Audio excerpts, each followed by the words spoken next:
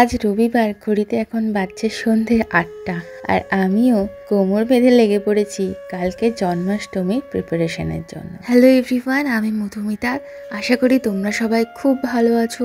Beautiful জার্নির একটা নতুন ব্লগে সবাইকে জানাচ্ছি স্বাগত। গত 4 বছর ধরে আমি জন্মাষ্টমী পালন করছি, আর আজকের এই ব্লগটাও কিন্তু সেই জন্মাষ্টমী সেলিব্রেশন নিয়েই থাকবে। আর এইবারের জন্মাষ্টমীর ব্লগটা একদম স্পেশাল, কারণ রিয়াও আমার সাথে সমান তালে পুজো করেছে। ভিডিওটা তোমরা পুরোটা দেখো, তোমাদেরও আশা করছি ভীষণ ভালো লাগবে, কারণ আমি যখন এডিট করছিলাম আমিও দেখছিলাম আর ভীষণ ভালো লাগছিল আমার। আর এই যে দেখো, কথা বলতে বলতে আমার নারকেল নাড়ু, সন্দেশ সব একদম রেডি হয়ে গেছে। আমার কাছে একটা ডেসিকেটেড কোকোনাটের প্যাকেট ছিল নতুন, সেটা থেকেই আজকে নারকেল নাড়ু বানিয়েছি। একটু ডাবল ক্রিম, তার সাথে দুধ আর চিনি, এলাচ গুঁড়ো দিয়ে। বেশ সুন্দর হয়েছিল সবাই বলল। আর তার সাথে বানিয়েছি ছানা দিয়ে সন্দেশ, একদম বাড়িতে তৈরি।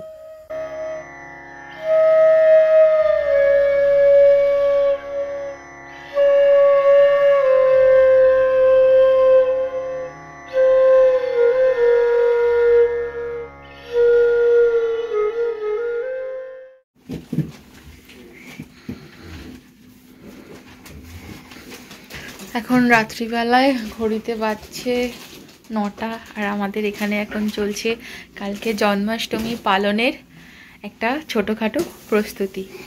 তো এই টেবিলের ওপরটাতে আমার ঠাকুর থাকে, বাট এখানে যে লাইনিংটা দেওয়া ছিল সেটা আমার নষ্ট হয়ে গেছে। ভাবলাম এটা বেশ ভালো একটা সময়, যে কালকে জন্মাষ্টমী, আজকে তাহলে এটা চেঞ্জ করে দেওয়া যেতে পারে। তো মনোজিৎ এখানে চেঞ্জ করছে, আমি ওখানে ঠাকুরগুলোকে সরিয়ে রেখেছি। আর এখানে দেখো আর একজনকে, আমার ঠাকুর মঞ্চ নিয়ে এখানে ল্যাপটপ বানিয়েছে। হ্যাঁ, কি অবস্থা দেখো দেখো দেখো। তুই কি করছিস রে? চিৎকার না করে ভদ্রভাবে বল কি করছিস। হ্যাঁ, এখানে ল্যাপটপ করছে, ওটা সুইচ। আচ্ছা, স্ক্রিন, তার সাথে ল্যাপটপের কিবোর্ড, আবার তলায় আবার একটা পিঁড়ে নিয়েছে, পিঁড়ের ওপর বসেছে। এত হাইট ছোট, পিঁড়ে না ল্যাপটপে হাত পৌঁছাচ্ছে না। আর এখানে দেখো গ্যারেজে একটা গাড়ি উল্টে গেছে, ডাইনোসরের গাড়ি, বাকি সব গ্যারেজ হয়ে আছে। আমি ওদিকে ডিনারের প্রিপারেশন করছিলাম, আর এদিকে রিও, মনোজিৎ দুজন মিলে কিন্তু ঠাকুর মন্দিরটা খুব সুন্দর করে সাজিয়ে দিয়েছে। তোমরা কেমন হয়েছে জানিও অবশ্যই কিন্তু।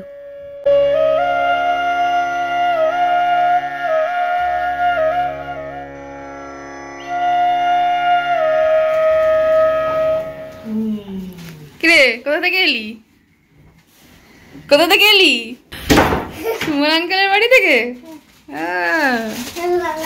সুমন আঙ্কেলের বাড়িতে গেছিল খাবার দিতে, আর আমাদের কিছু জিনিস ছিল আনতে, মানে মেডিসিন আর কি। বাবা খাবার দিয়েও এলে, আবার সাথে নিয়েও এলে, বড়া টাইপের লাড্ডু। আজকে লাড্ডু গোপালের জন্মদিন, জন্মাষ্টমী। ওই ঘরে, ঠাকুর ঘরে নিয়ে যাও। আর ইন্ডিয়া থেকে এলো লাড্ডু, বিশাল ব্যাপার। ঠাকুর চাইলে সবকিছু হয়, তাই না? তো আমি এখানে অল্প বিস্তর জোগাড় যন্ত্র করে নিয়েছি।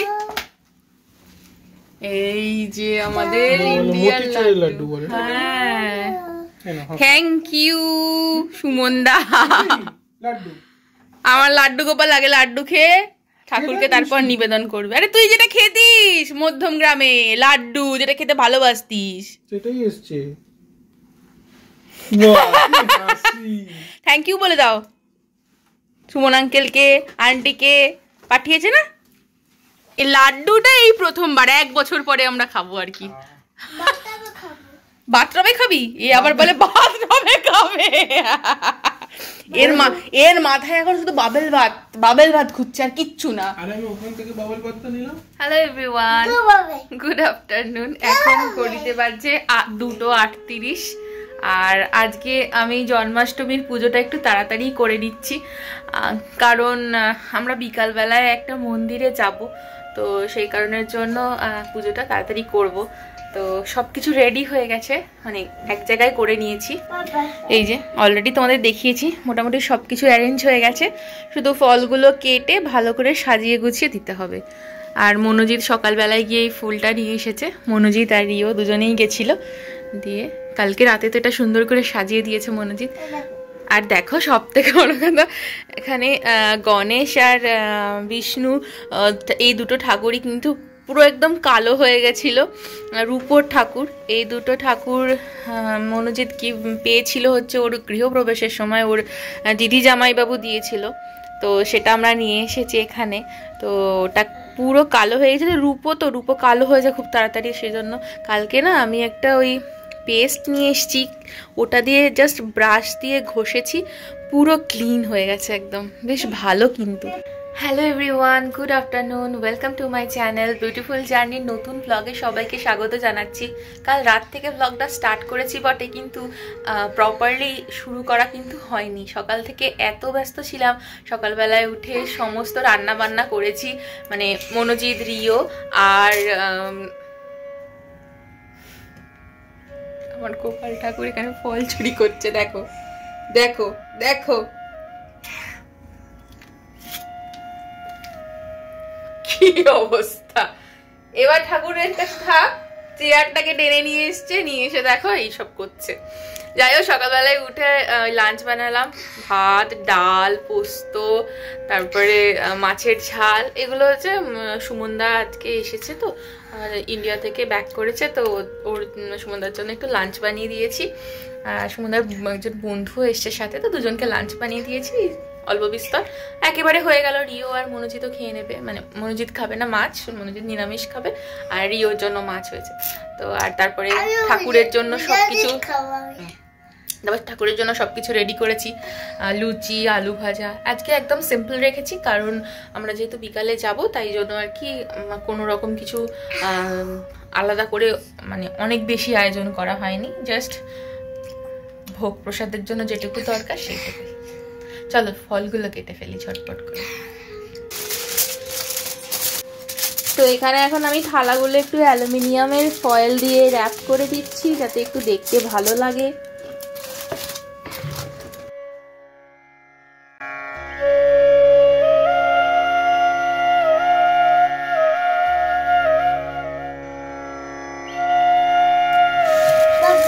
তিনটে থালা মোটামুটি রেডি হয়ে গেছে, এবার হচ্ছে ফলগুলো কেটে নিই। ফলগুলো কাটার আগে ভাবলাম যে লাড্ডুগুলোকে সাজিয়ে নিই। একটা বক্সে করে তো এসেছিলো, ভাবলাম যে সুন্দর করে এই বোলটার মধ্যে সাজিয়ে দিই, দেখতেও বেশ ভালো লাগবে। তারপরে আস্তে আস্তে এক এক করে ফলগুলো এখানে কেটে নিচ্ছি। বাড়িতে তো প্রচুর ফলই রয়েছে, কিন্তু ঠাকুরের জন্য বেশ কিছু ফল আমি সেদিনই কিনে এনে সরিয়ে রেখেছিলাম, সেইগুলোই আজকে কেটে দিচ্ছি। কলা, লেবু, আঙুর, তার সাথে তরমুজ, আম, এই সব ধরনের ফল দিয়েই আজকে ঠাকুরকে পুজো দেব। সত্যি বলছি, পুজোর জন্য যখন জোগাড় করতে বসি না, মনটা যেন আলাদাই একটা শান্তি পায়। বাইরের এই ভয়ঙ্কর পরিস্থিতি থেকে নিজের মনটাকে কিছুক্ষণের জন্য সরিয়ে নিয়ে এসে নিজের মনটাকে শান্ত করার ভালো উপায় বোধহয় এর থেকে কিছু হয় না, কি জানি, আমার তো তাই মনে হয়। এই দেখো রিও কত ফুল তুলে নিয়ে এসছে বাগান থেকে আমাদের।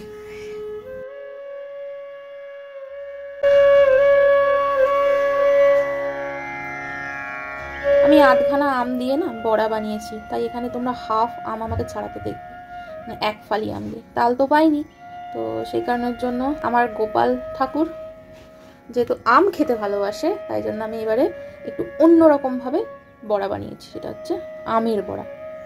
দেখাচ্ছি একটু পরে কেমন হয়েছে, নিজেও জানি না টেস্ট কেমন আসবে, বাট দেখতে তো ঠিকঠাক লাগছে। ঠাকুরের নাম করে বানিয়ে নিয়েছি, ব্যাস।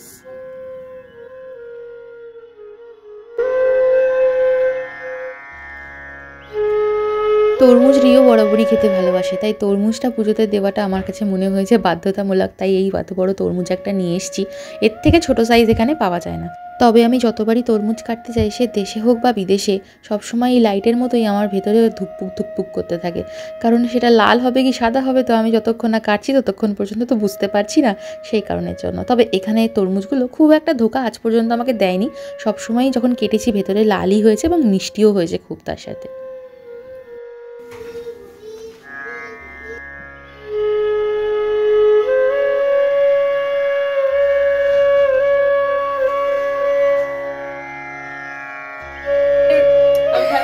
ভোগ রেডি করেছি, দেখো আমার ঠাকুর, না আমার অজান্তেই আমার ঠাকুর এসে খেয়ে গেছে। এই যে দেখো, জানি না কতটা বুঝতে পারছো, দেখো আমার ঠাকুর এসেছিল, একটু খেয়ে আলু ভাজা লুচি খেয়ে গেছে, বলে গেছে আমি খেয়েছি। তো মোটামুটি এখানে আমার আজকের নিজের মতো করে পুজোর জোগাড় যন্ত্র রেডি হয়ে গেছে একদম। এখানে ঠাকুরকে ভোগ দেওয়া হয়েছে, রিও এখানে মিউজিক চালিয়ে দিয়েছে। আর একটা তোমাদের স্পেশাল জিনিস আজকে আমি দেখাচ্ছি। তো আমার খুব রিসেন্ট একজন নতুন ফ্রেন্ড হয়েছে, নাম হচ্ছে তোমার পূজা। তো ওরা পুরো ফ্যামিলি কালকে গেছিল বার্মিংহাম বালাজি টেম্পলে। তো ওখানে পুজো হয় আর ওখানে আমার জন্য ওরা ঠাকুরের প্রসাদ নিয়ে এসেছে। তো ভাবলাম আজকে খুব ভালো একটা দিন, যেদিনে আমি সত্যি ওখানে ঠাকুর মন্দিরের প্রসাদ পেলাম। হয়তো খুব কিছু একটু ভালো কাজ করেছি, সেই জন্য অত দূর থেকে আমি ঠাকুরের কাছে না গিয়েও প্রসাদ পেতে পেরেছি। তো এই যে ও আমার জন্য নিয়ে এসেছে, আমি জাস্ট তোমাদেরকে দেখাচ্ছি ওখানকার প্রসাদটা। ঠাকুরকে ভাবলাম নিবেদন করাটা দরকার, তাই জন্য এই যে আমার জন্য দুটো লাড্ডু নিয়ে এসেছে, মানে যাকে বলে বিশাল আকার লাড্ডু, বিশাল। তো এই দুটো হচ্ছে ওখানকার প্রসাদ। আর একটা জিনিস তোমাদের যেটা দেখাবো বলেছিলাম, সেটা হচ্ছে যে এই যে তালের বড়া তো আজকে হয়নি। আমার গোপাল ঠাকুর যেহেতু আম খেতে ভালোবাসে, তাই জন্য আমি আজকে আম দিয়ে বড়া বানিয়েছি। আর এই হচ্ছে সেই আম বড়া। কেমন লাগলো আইডিয়াটা বলো? আর সবকিছু কিন্তু বাড়িতেই তৈরি, শুধু লাড্ডুটা ইন্ডিয়া থেকে এসেছে। মানে আজকে সত্যি আমি ভীষণ খুশি। আর স্পেশালি হচ্ছে আমার কাছে জন্মাষ্টমীটা ভীষণ স্পেশাল। জন্মাষ্টমীর দিন কেন স্পেশাল? জন্মাষ্টমীর দিনে আমি প্রথম ব্লগ করা শুরু করি, ঠিক আছে? মানে পুজোর ব্লগটাই ছিল আমার ফার্স্ট ব্লগ। যদিও আমি ব্লগিং এ এখনো পর্যন্ত কিছুই করতে পারিনি, বাট স্টিল আমার ভালো লাগা থেকে এগুলো আমি করি যখন সময় পাই। আর এই জন্মাষ্টমী পুজোটা আমি শুরুই করেছিলাম রিও যেই বছর হয় 2020 সালের সেপ্টেম্বরে প্রথম আমি জন্মাষ্টমী পুজোটা করেছিলাম। জানি না হঠাৎ করেই কেন মনে হয়েছিল, ওই প্রেগনেন্সিতেই আমি করেছিলাম, আর অক্টোবরে রিও হয়েছে। তো যাই হোক, সামহাও আমি দুটো জিনিসকে হয়তো কোথাও গিয়ে কানেক্ট করি। হয় আমি বিশ্বাস করি না এই জিনিসটা, কিন্তু তাও আমার যেন কোথাও মনে একটা সুপ্ত ওই ব্যাপারটা রয়ে গেছে যে হয়তো বা ঠাকুর হয়তো মেবি এসেছে, হয়তো জানি না। তো যাই হোক, এখানে আরেকজনকে দেখো কি করছে, ঠাকুর সব জায়গায় মানে ছুঁয়ে ছুঁয়ে ছুঁয়ে ছুঁয়ে ছুঁয়ে ছুঁয়ে পুরো একদম হয়েছে হয়েছে বলছি ম্যাঙ্গোগুলো সব খেয়ে নিচ্ছে। তো দেখো আমি এই সবগুলো তো একদমই মানি না। পুজো জিনিসটা সম্পূর্ণ মন থেকে হয়, ঠাকুরকে ডাকাটা সম্পূর্ণ মন থেকে হয়। তো আমি আমার মতো করে ডাকি, আর রিও তার মতো করে সাড়া দেয় অ্যাজ এ ঠাকুর জন্মাষ্টমীতে। তো দেখতেই পাচ্ছে সাড়া দিয়েই যাচ্ছে ক্রমশ, ঠিক আছে? এক হাতে লুচি, এক হাতে লেবু, যা খুশি তাই করছে। ঠিক আছে, একদিন করে নি, পুজোটা করে নি, চলো পুজো করবো আমি। আচ্ছা ওকে ওকে এটা দিয়ে দাও, চেয়ারটা দিয়ে দাও, পুজো।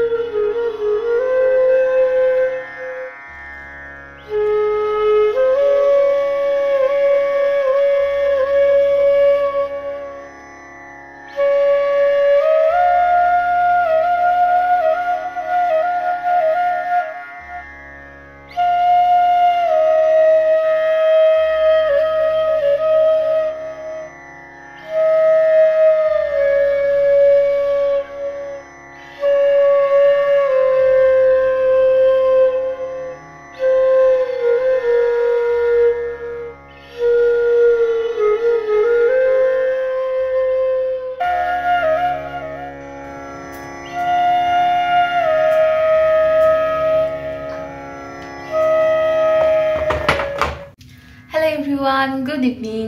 তো এখন 7টা বাজছে ঘড়িতে, আর একটু রেডি হয়েছি কারণ আজকে বলেছিলাম না বিকালবেলায় আমরা একটু মন্দিরে যাব। তো এখানে একটা রাধাকৃষ্ণ মন্দির আছে, ওখানে পুজো হচ্ছে, তো আমরা এখন ওখানেই যাচ্ছি। একটু দেরি হয়ে গেল কারণ সব কিছু সকাল থেকে করে কমে একটু রেস্ট নিয়ে বেরোতে বেরোতে একটু দেরি তো হবেই, কিছু করার নেই। তার উপর রিওকে নিয়ে একটু টেনশনে আছি কারণ ও তো সারাদিন এদিক ওদিক সেদিক গেছে, ঘুরেছে, ঘুমায়নি তার উপর দুপুরে। তো জানি না কতক্ষণ জেগে থাকতে পারবে। তো এখন ঝটপট করে রেডি হয়ে আমরা এখন বেরোচ্ছি। চলো, মোটামুটি যেতে আমাদের লাগবে 40 মিনিট মতো, বাসে যেতে আধা ঘন্টা, তারপরে হেঁটে আরো 10 মিনিট। তো চলো যাই। Hello Rio. হাই। কোথায় যাচ্ছ তুমি? বিচে যাচ্ছি। হ্যাঁ, বিচে সন্ধ্যা 7টার সময়? আমরা মন্দিরে যাচ্ছি। আজকে পুজো না, ঠাকুর পুজো না? কই দেখি, সবাইকে একটু বলে দাও, হ্যাঁ বলে দাও একটু শুভ। এদিকে তাকিয়ে বলো, এদিকে তাকিয়ে বলো। শুভ জন্মাষ্টমী। জন্মা মামা। জন্মাষ্টমী। জন্মাষ্টমী। এদিকে তাকিয়ে বললি না তো সবাইকে? ঠিক আছে চলো। এই যে বাবাও এখানে রেডি হয়ে গেছে একদম। চলো বাবা যাওয়া যাক। আমরা বাসে করে যাবো তো? না না, ওই উপরেরটা, মাঝেরটা। এইটা উপরেরটা, ওটা এর উপরে। হ্যাঁ ওটাই পরে চলে। চলো ওটাই পরে নি, ওটাই ভালো তো। লো এটা পড়ো না। এটা পিছনটা খোলা, এটা পিছনটা খোলা। হ্যাঁ এটা পিছনটা খোলা। এটা পিছনটা খোলা।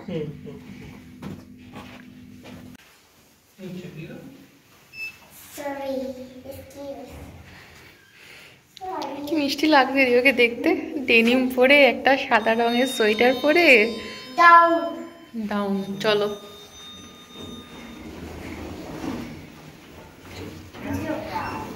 দুটোই খুলে গেল।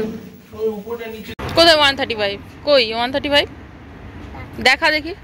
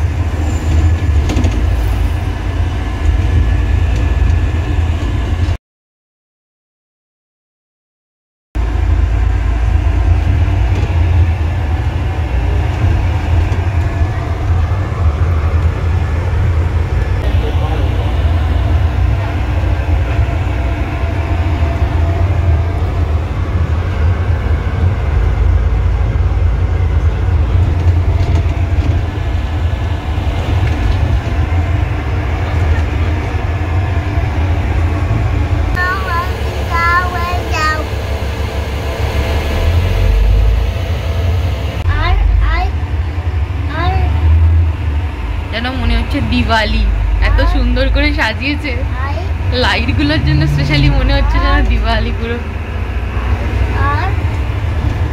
আমাদের পৌঁছাতে পৌঁছাতে তো রাত্রি হয়ে যাবে মনে হচ্ছে, মন্দির বন্ধ না হয়ে যাবে বাবা। এত মানে অনেকটা পথ আর কি, অনেকটা। আর এখানে একটা বিশাল বড় সেন্সবেরি রয়েছে, সুপার মার্কেট। ঘড়িতে বাজছে 8:30 আর এই মাত্রই আমরা মন্দিরে ঢুকছি। তবে এই মন্দিরটা গান্ধী হল নামে বেশি পরিচিত সবার কাছে।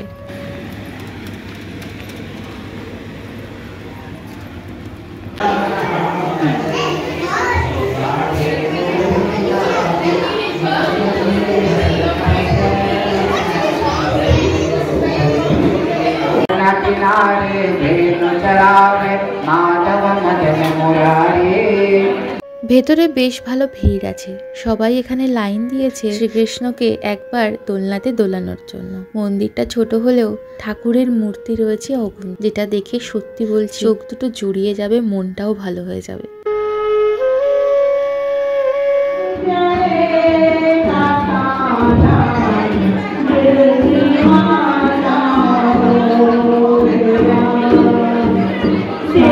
রিও কি পেয়েছে দেখো, লাড্ডুর বদলে বুনো ছেলে বুনো পেয়েছে। বুনো ছেলে বাবা বুনো পেয়েছে। কে দিল তোকে? ঠাকুর মশাই দিয়েছে ওকে। হ্যাঁ হ্যাঁ, ওখানে দাঁড়িয়েছিল, ওর হাতে বাসা বাচ্চাদেরকে দিল। কত দেখো, কত লোক, কত লোক, কত লোক।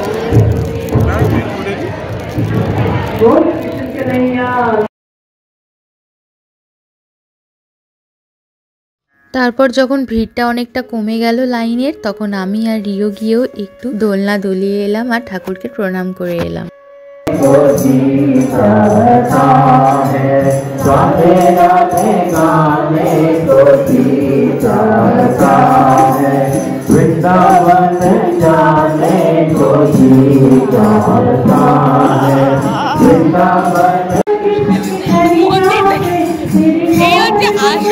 শ্রীকৃষ্ণ মন্দির থেকে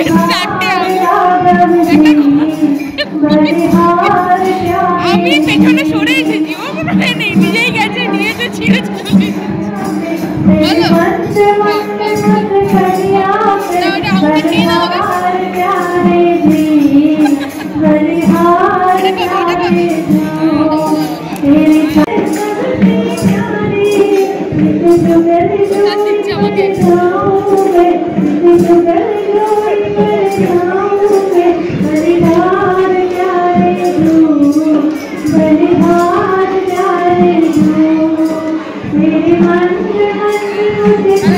এরপরে শুরু হলো আরতি। আরতি শেষ হওয়ার পরে ঠাকুর প্রণাম করে সবাইকে ঠাকুর ভালো রাখুক এই প্রার্থনা জানিয়ে আমরাও গুটি গুটি পায়ে বাড়ির দিকে রওনা দিলাম। সত্যি কথা বলতে বিদেশ বিভুঁইয়ে এত সুন্দর করে আজকের দিনে জন্মাষ্টমী পালন করতে পারবো এবং এত সুন্দর মুহূর্তের সাক্ষী হতে পারবো, এটা স্বপ্নেও আমি ভাবিনি। সত্যি আজকের দিনটা খুব ভালোভাবে কাটাতে পারলাম।